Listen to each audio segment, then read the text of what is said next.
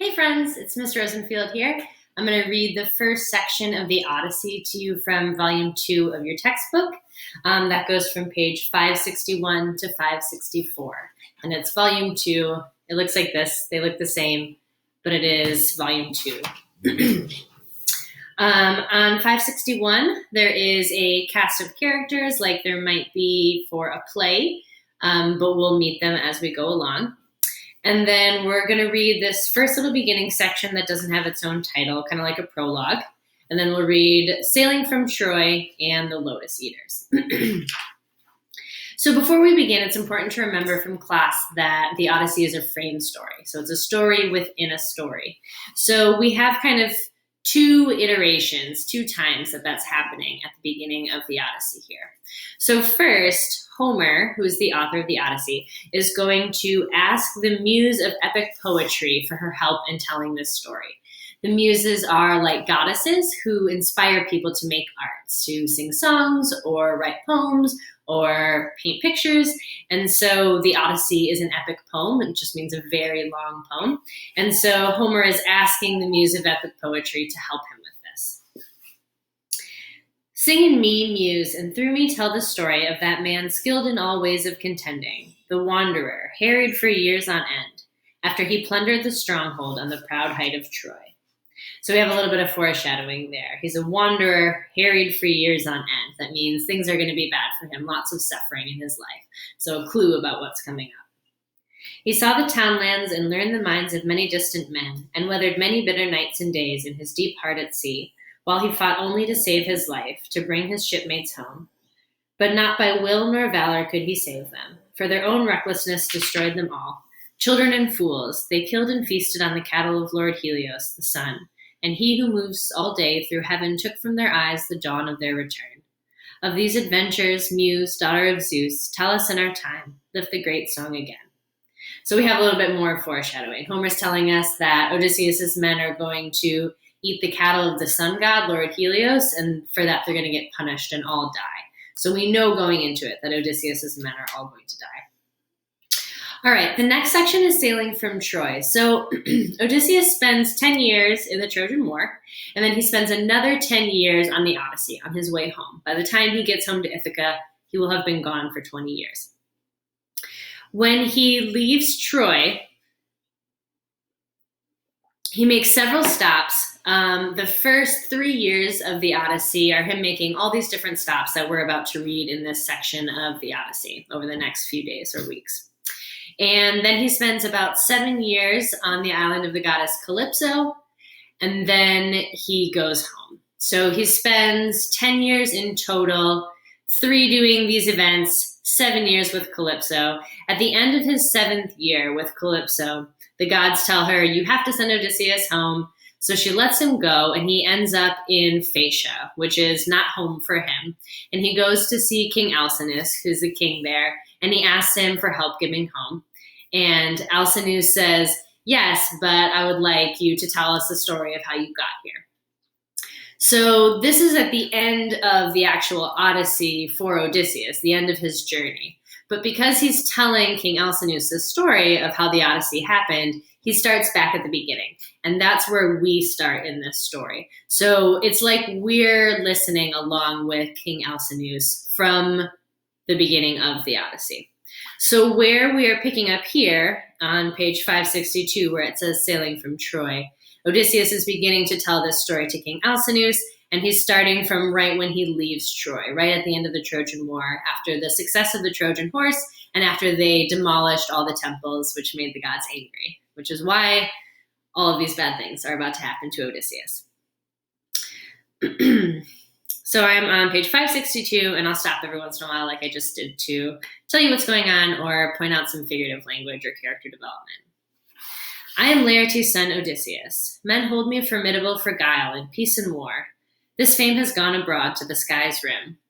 My home is on the peaked sea mark of Ithaca, under Mount Nion's wind-blown robe of leaves. So there's a little personification there.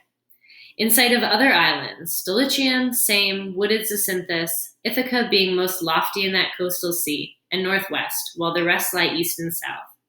A rocky isle, but good for a boy's training. I shall not see on earth a place more dear, though I have been detained long by Calypso, loveliest among goddesses, who held me in her smooth caves to be her heart's delight. So that's what I was just talking about, who he was with for 7 years. As Circe of Aea, the enchantress, desired me, and detained me in her hall. But in my heart I never gave consent. Where shall a man find sweetness to surpass his own home and his parents? In far lands he shall not, though he find a house of gold. So for our annotations, you might write here that Odysseus is a round character. We know a lot about him, where he's from, what his home is like, the things that he's famous for, like being crafty. And he also says that home is very important to him, but I'll let you decide while we read the Odyssey whether that's true or not. What of my sailing then from Troy? What of those years of rough adventure weathered under Zeus? The wind that carried west from Ilium brought me to Ismarus, on the far shore, a strong point on the coast of Cicones. I stormed that palace and killed the men who fought. Plunder we took, and we enslaved the women to make division, equal shares to all. So he's just left Troy. He's been fighting for 10 years in a war he never wanted to be in. And the first thing he does is to stop off in this land called Ismarus, where the Cicones live, and storm their castle and raid their things for no real reason. So he kills the men who are in the castle, takes the women as slaves, takes their wine, presumably, and other food. And he tells his men, all right, let's leave now. We've stormed this castle and killed a bunch of people. Let's go. But his men want to stay and drink the wine and enjoy what they've done. But on the spot, I told them back and quickly, out to sea again. My men were mutinous, which means that they rebelled against their captain. Fools on stores of wine. Sheep after sheep they butchered by the surf, and shambling cattle feasting, while fugitives went inland, running to call to arms the main force of Cicones. So the few people that they didn't kill, some survivors ran inland away from shore to tell the other Cicones to come and fight Odysseus. This was an army trained to fight on horseback or where the ground required on foot. They came with dawn over that terrain like the leaves and blades of spring. So here's a simile. He's describing there are so many soldiers that they're like grass in the spring. There's so much of it. So doom appeared to us, dark word of Zeus for us, our evil days. My men stood up and made a fight of it, backed on the ships, with lances kept in play, from bright morning through the blaze of noon, holding our beach, although so far outnumbered. But when the sun passed toward unyoking time, then the Achaeans one by one gave way. 6 benches were left empty in every ship that evening when we pulled away from death. And this new grief we bore with us to sea. Our precious lives we had, but not our friends. No ship made sail next day until some shipmate had raised a cry 3 times for each poor ghost unfleshed by the Cicones on that field. So when the reinforcements came to fight Odysseus and his men out of the castle, they put up a fight and they eventually got pushed back onto their ships. And 6 benches, which means 6 spots for men to sit on each ship, were empty. So 6 men died from each ship, and his crew members were grieving that the next day. He cares about his crew members dying. He doesn't really care about murdering the Cicones. So now I'm halfway through page 563, about to read the Lotus Eaters. Now Zeus, the Lord of Cloud, roused in the north a storm against the ships, and driving veils of squall moved down like night on land and sea. The bows went plunging at the gust, sails cracked and lashed out strips in the big wind. We saw death in that fury, dropped the yards, unshipped the oars, and pulled for the nearest lee. Then 2 long days and nights we lay offshore, worn out and sick at heart, tasting our grief, until a 3rd dawn came with ringlets shining. So here's personification. He's making dawn, the beginning of the day, sound like a person. Then we put up our masts, hauled sail, and rested, letting the steersman and the breeze take over. So you'll notice there's a lot of storms, and those are sent by Zeus. Zeus is the god of storms, and he's punishing Odysseus, so that's why there's so many storms. I might have made it safely home that time, but as I came round Malea, the current took me out to sea, and from the north a fresh gale drove me on, past Cythera. 9 days I drifted on the teeming sea before dangerous high winds. Upon the 10th we came to the coastline of the Lotus Eaters, who live upon that flower. We landed there to take on water. All ships' companies mustered alongside for the midday meal. Then I sent out 2 picked men and a runner to learn what race of men that land sustained. So every time they get to a new place, Odysseus sends out scouts, a couple of his men, to go see who lives there. Sometimes he goes along himself. So he sends some runners out to go see who the Lotus Eaters are. And I'm on page 564 on line 94. They fell in soon enough with Lotus Eaters, who showed no will to do us harm, only offering the sweet lotus to our friends. But those who ate this honeyed plant, the lotus, never cared to report nor return.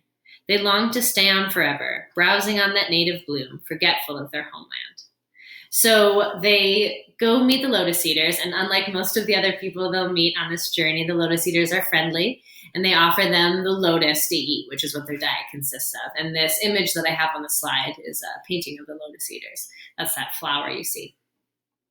So the sailors eat the lotus flower, and they become very calm and very happy, and they kind of forget all their responsibilities. They don't bother to go tell Odysseus where they are or what's going on. And they don't really even care about getting home, actually. So you're meant to understand here that the lotus is impairing them, is making them inebriated. I drove them, all three wailing, to the ships and tied them down under their rowing benches and called the rest, all hands aboard, come, clear the beach and no one taste the lotus or you lose your hope of home. Filing into their places by the rowlocks, my oarsmen dip their long oars in the surf, and we move out again to our seafaring. So when he tried to bring his men back to the ships, they did not want to go, and he had to literally drag them, kicking and screaming, back to the ships and tie them there to leave the land of the Lotus Eater. That's how powerful the lotus was. Lotuses in real life are not hallucinogenic or narcotic at all, just so you know. So now we have finished the first two sections. Next, you will read the Cyclops. I finished on page 564, and we are within the frame of the story. So Odysseus is telling the story to King Alcinous, and that's what we're hearing. I'll see you next time for the Cyclops.